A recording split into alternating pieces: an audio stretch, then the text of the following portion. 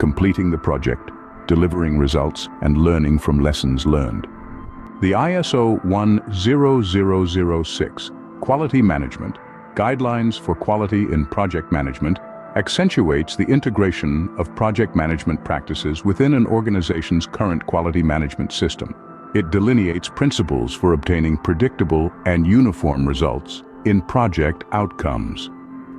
Its purpose: offering detailed guidance for integrating quality management principles into project management. Its scope: concentration on the application of quality management principles throughout the project timeline for achieving consistent and predictable results. The key considerations: prioritizing customer focus and meeting their needs. It encourages ongoing improvement in project procedures,